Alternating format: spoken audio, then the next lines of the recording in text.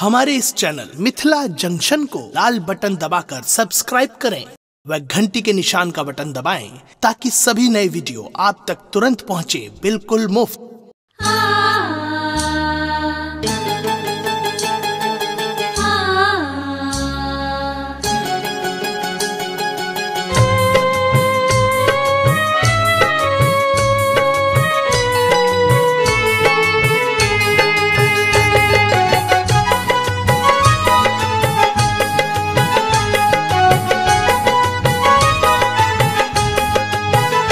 दुर्गा पूजा एले अम्बे दर्शन देतिन, नाम हुनके जपब माता सब थम जेतिन। हम सब भेलियन अब हुनके हवाला, ए हम सब भेलियन अब हुनके हवाला। ए मैया खोल देतिन किस्मत के ताला, मैया खोल देतिन किस्मत के ताला। दुर्गा पूजा एले अम्बे दर्शन देतिन, नाम हुनके जपब माता सब थम जेतिन। हम सब भेलियन अब हुनके हवाला, ए हम सब भेलियन अब हुनके हवाला।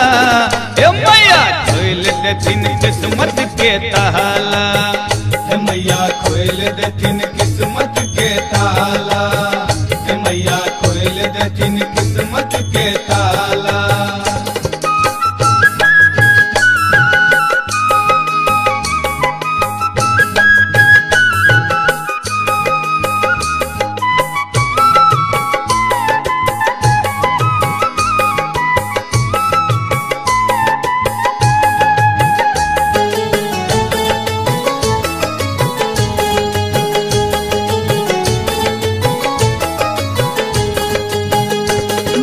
प्रतिमा बनब खूब मन सो सजब, बड़का पंडित बजब माँ के अचरी चढ़ब। माँ के प्रतिमा बनब खूब मन सो सजब, बड़का पंडित बजब माँ के अचरी चढ़ब। हेतै जीवन में आब त उजाल, जीवन में आब त उजाला। हे मैया खोल देतिन किस्मत के ताला, हे मैया खोल देतिन किस्मत के ताला, हे मैया खोल देतिन किस्मत के ताला।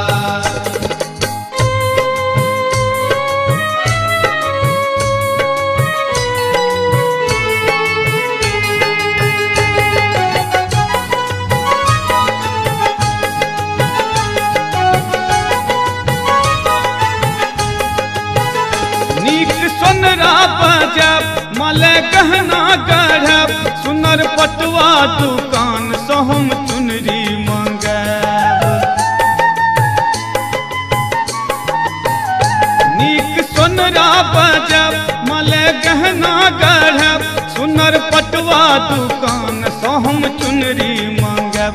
कीन आनब हम अरहुल के माला, ओ कीन आनब हम अरहुल के माला। हे मैया खोल देतिन किस्मत के ताला, हे मैया खोल देतिन किस्मत के ताला, हे मैया खोल देतिन किस्मत के ताला।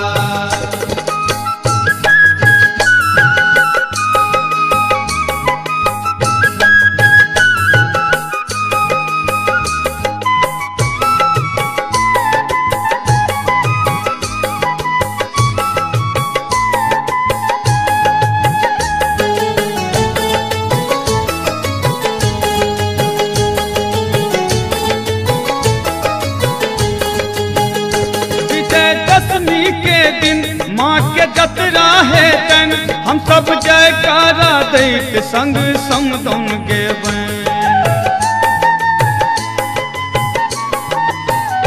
विजय दशमी के दिन माँ के जतरा है तन, हम सब जयकारा दैत संग समदौन गेबैं।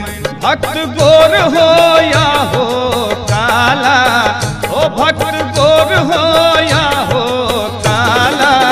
ए मैया खोल देतिन किस्मत के ताला, ए मैया खोल देतिन किस्मत के